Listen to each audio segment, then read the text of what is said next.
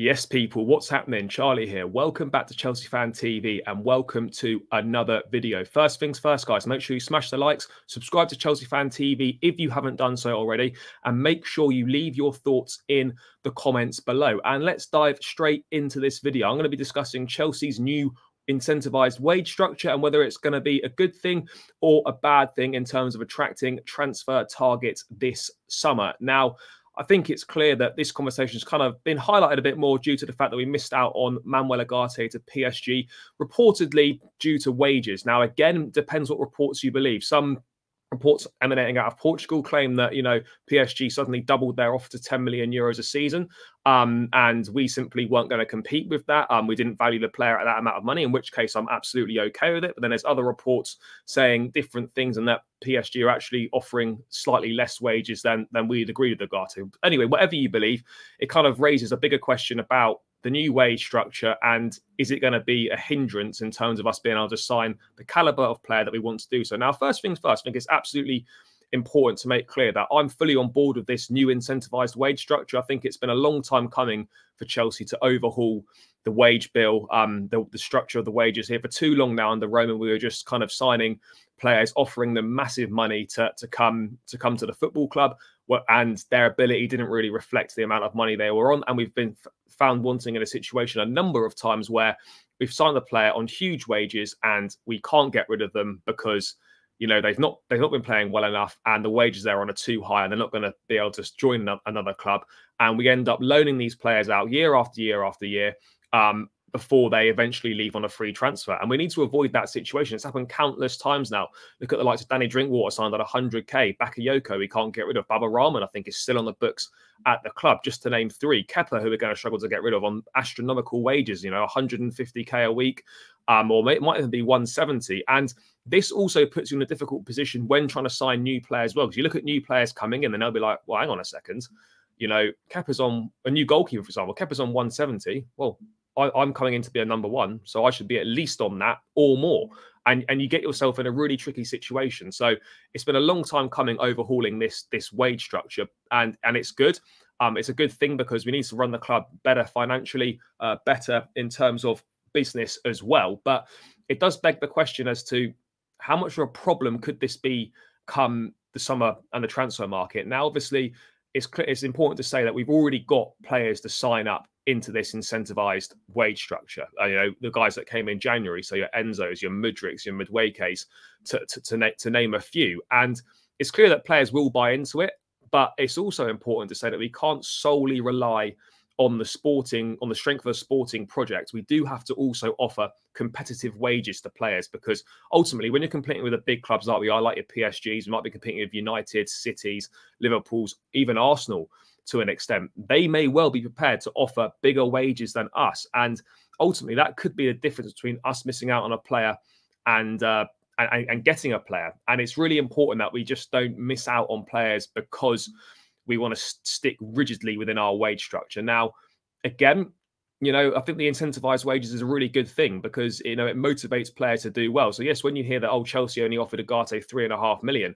Yes, 3.5 million, guaranteed. But, obviously if we qualify for the Champions League, if we won a domestic cup, if he did X amount of goals or assists or whatever it is, that wage suddenly could become 4.5, could even become 5 million a season. And then, you've got yourself a different situation. So, you've got a motivation there as a player where, if you perform well, you get rewarded financially. And if you don't perform well, you get penalized financially. I think that's a really good place to be in because it keeps the motivation levels high. Whereas before, you'd be on your money regardless of how shit you're playing or how well you're playing. And where's that motivation to do better where, when you're not being penalized for it at all? And where does it hurt people the most? People hate being penalized financially and losing out on money. So it provides that motivation and, that desire for players to do better so that they can be better rewarded financially. So I'm fully on board with it on that side of things. But I just think when we go shopping this summer, and we've already seen it with Ugarte, depending on what reports you believe, if we're going to go in for the likes of Moises Caicedo, we could be up against Arsenal. And I'm not saying that we can't offer more wages than Arsenal. We absolutely can. But, is it a case that every single signing is going to have to buy into this new wage structure? Can we convince players to join solely based on on the strength of the sporting project and convincing them that, yes, your wages will go up because we're going to achieve X, Y, and Z. As I said, we have convinced some players to sign up to that. I don't know what the extensions were like for Reece James, for Chalobah, for Chilwell, etc. Those guys, and Broja obviously signed long-term extensions. Was that, are the extensions done differently? Is it still incentivized? I'm not too sure. I imagine it probably would be in some way, but I think you're starting from a much stronger bargaining position, haven't already given a lot of service to the club. But as I get back to my point, if we were going for someone like Jude Bellingham, there's no way we'd be able to get him if we are trying to stick within our performance incentivized wage structure. Now, obviously, I know it's gone to Real Madrid, but I was just using that as an example. So whilst the sporting project is strong and the London lifestyle and the pull of the Premier League are all pluses, particularly now that we haven't got Champions League football this season either, we are going to have to offer competitive wages to players to try and convince them to come. Now, it's not going to solely all be about money, but it is going to play a big part in it. These guys are young guys, they're hungry guys. It's a short career football and you want to try and maximize your earning potential. A lot of these people want to support their families, set their families up, etc. You want to make as much money as you possibly can in the short window you've got as a professional footballer, because it could all be over one day. You could pick up an injury and that could be the end of your career. So I fully understand that players want to earn as much money as possible. I fully understand as well that the club want to try and get the wage budget and the structure under control. But it's a tough one to get right, because I just look at the players we're linked with this summer. Moises Caicedo is definitely going to want a sizable increase on his wages at Brighton. I don't think his wages at Brighton are massive, but again, what is the new structure at Chelsea? We know you've got the likes of Enzo Fernandez reportedly on less than 100k a week. The same with Mikhailo Mudryk, but obviously that earning can go up depending on how we do. So I think it's important that players also need to see that, that's your guaranteed money. But you do well for us. You come in, make us a success. Look at what you can potentially earn. Keeps you hungry, keeps you motivated. So I think it's a good thing from what the owners have done. But we've got to, find a balance where, we try and keep within the structure as much as possible. But then we're also prepared, actually, do you know what? If we offer a bit more and go outside the structure, we're definitely going to get this player.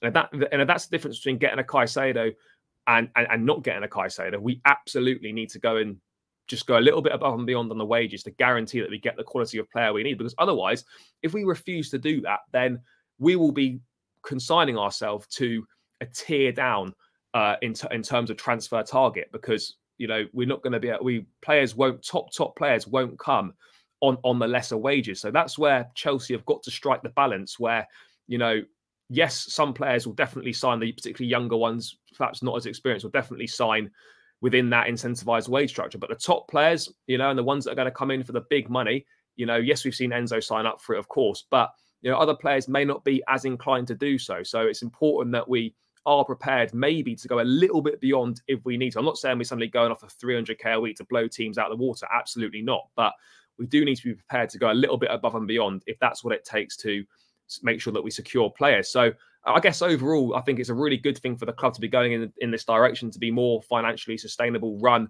in a better way. And it's great in terms of motivation levels and hunger levels for the players.